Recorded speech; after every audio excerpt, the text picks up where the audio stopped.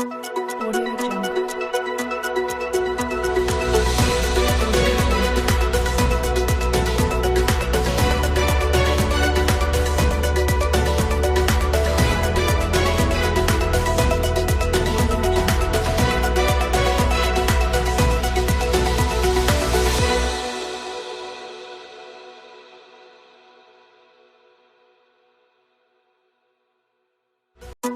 Audio Jungle.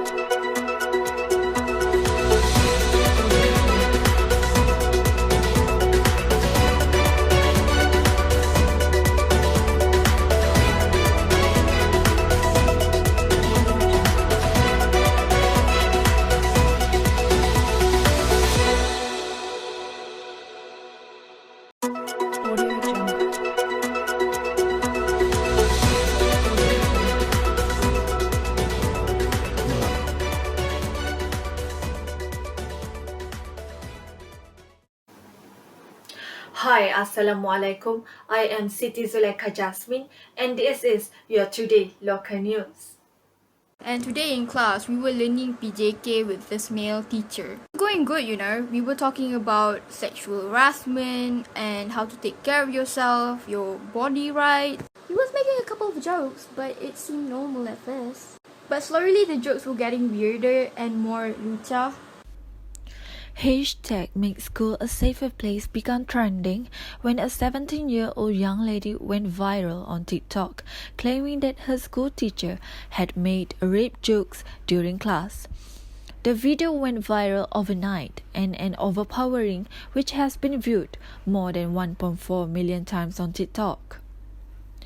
Ain Husniza Saiful Nizam said that their movement focuses on making school a safer environment for every student, no matter what gender, either girls or boys.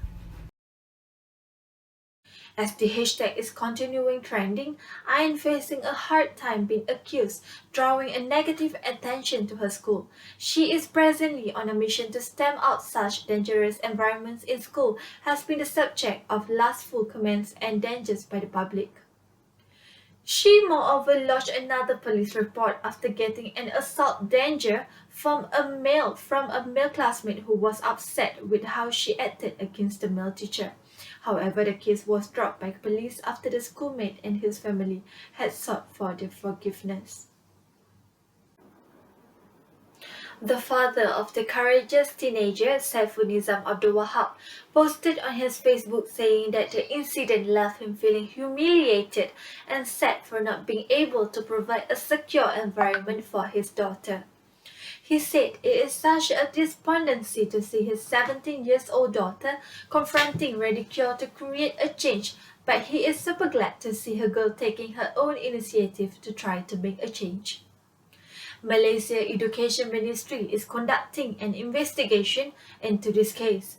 Education Minister Razijidin said the ministry took the matter truly and would not tolerate if the incident truly happened. Ain Husniza may be the proof that the new generation have boldness and determination in speaking out against the toxic culture of normalizing assault jokes, sexual prepping, toxic masculinity, and pedophilia. Her courageous actions can make a positive impact and empower more students and adolescents to speak out against sexual harassment and all forms of corrupting and discriminatory treatment of students in schools and other educational institutions. Audio Jungle. Assalamualaikum. It's World News segment. You are tuning into with me, Maya Kartika Misro, the top stories. Indonesia authorities say found missing submarine. All 53 crew confirmed that. A missing Indonesian submarine early Wednesday while it was scheduled to do live torpedo training exercises has been found cracked apart on the seabed in the waters of Bali.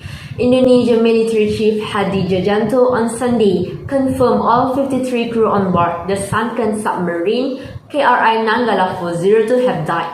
He said there was no chance of finding any of the crew alive. Experts had said earlier that the depth at which the submarine was found was well beyond its survival limit and it was only carrying enough oxygen for 3 days.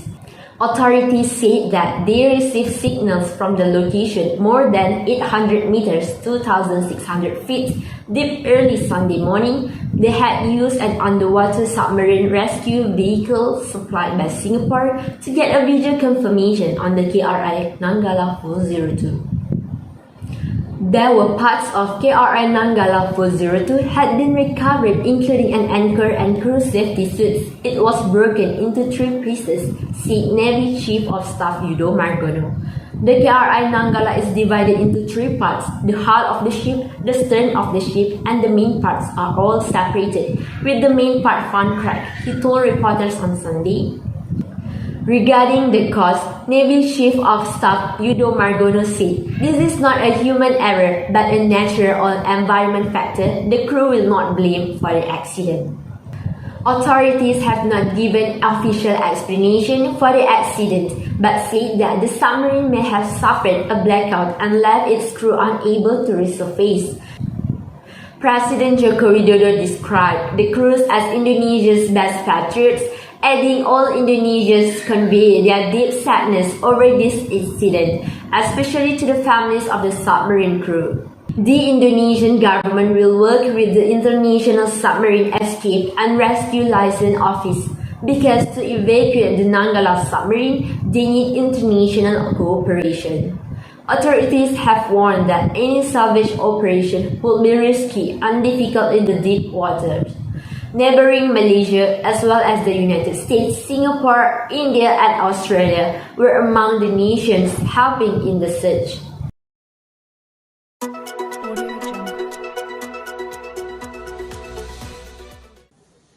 As the global economy and Malaysia's own economy show signs of recovery, the country should focus on digital economy and the education sector to boost the economy to the next level. Bank Islamic Chief Economist Dr. Muhammad Afzanizan Abdul Rashid said this is important to stimulate economic growth beyond the recovery pace. On digital economy, I think it has been announced on the government's plan in this respect. So what we need to see is the tractions and perhaps what are the key players that would actually be able to benefit from this, and obviously the key stakeholders, obviously none other than the rakyat itself. So I think digital economy perhaps is one of the key areas, and perhaps next in line would be the education sector. He was speaking to Money Matters, which aired on Saturday on TV3. He said to ensure the maintenance of growth to drive Malaysia to high income status, more emphasis should be placed on education sector.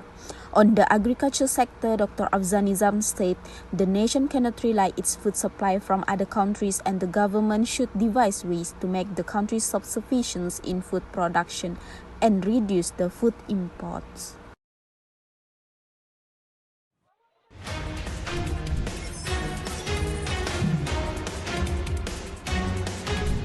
The impact of oil price is always twofold. On one hand, we should be able to see a better revenue stream for the government because the standard narrative is that every $1 increase in crude palm oil would actually translate into 300 million increase in government's revenue. That's right. So we have a better revenue stream for the government. But there's another angle to it.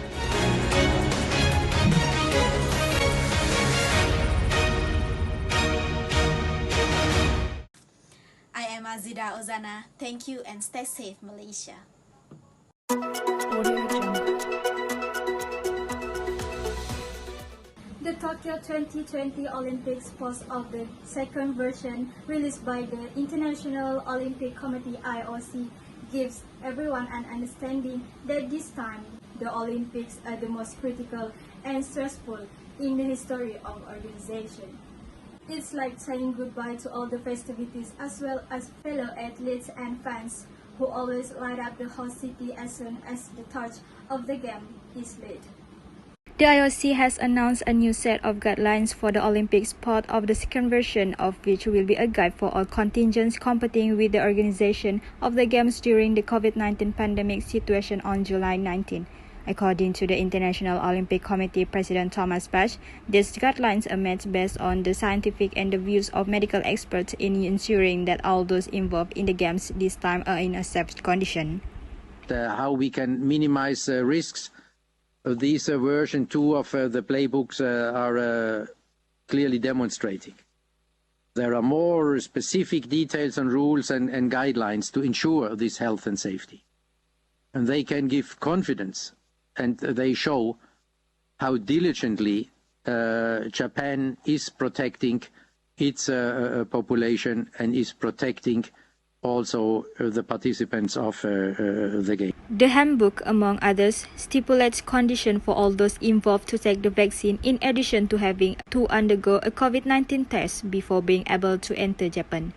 It is expected that more than 15,000 individuals will enter Japan, consisting of athletes, officers other than referees, sponsors, and the media in conjunction with the upcoming Olympics. With a new version of the guidelines already released, the IOC hopes that all parties can follow the strict measures that have been set. In the meantime, the organizers of Tokyo Olympics 2020 will also discuss the presence of the audience in the competition venue, and everything will be decided in June. The last times the Olympics went under pressure and vigilance was at the 1936 Games in Berlin, where the world was on the brink of war with Germany was then under the rule of the Nazis and Adolf Hitler. 緊急事態宣言の下でこうした状況が起きている以上、ギリギリの判断として無観客という覚悟は持っておりますが、他方でそれだけではなく、状況が許せばより多くの観客の皆さんに見ていただきたいという希望も持っていることもお知らせをお伝えをしたいというふうに思います。In the meantime, the list of new steps released by the organizers of the Olympics and the Tokyo Olympics requiring athletes to undergo a COVID-19 test daily is certainly uncomfortable and tastes the patience of each competing contingent. According to the president of the Malaysian Olympic Council, Tan Sri Muhammad Norza Zakaria, the measures are necessary to protect the safety of athletes and officials during the course of the world's largest sporting event when the COVID-19 pandemic was spreading. Meanwhile, the president of the Malaysian Olympians Association, Nur Asila Muhammad Khalid, also spotted the implementation of the measures taken for the safety of all involved. Competing athletes have no choice and just follow every routine that has been scheduled for them throughout the competition, as well as avoiding involvement with external contact, avoiding the chain of infection. Also reacting to the new Tokyo Olympics guidelines, a national sports bodies association and athletes involved in the Tokyo 2020 Olympics next July. With the latest SOP, the biggest responsibility direct to the National Sports Institute (NSI) to ensure Malaysian athletes are in the best condition mentally and physically in the face of pressure in the games this time. The Badminton Association of Malaysia believes that everything that happens there must be wisdom. As organizers, Japan and the IOC certainly place the safety and health of athletes at the highest level in ensuring that conditions are truly safe throughout the games. For the national sailing athlete Khairunisa Muhammad Effendi, she always follows every current development of the Tokyo 2020 Olympics despite being busy training at the moment. She added that athletes need to get along and focus on the real goal of organizing the Olympics. Meantime, the Malaysian Olympics Council is still focusing on the number of the national athletes who will compete in the Tokyo 2020 Olympics from August to September.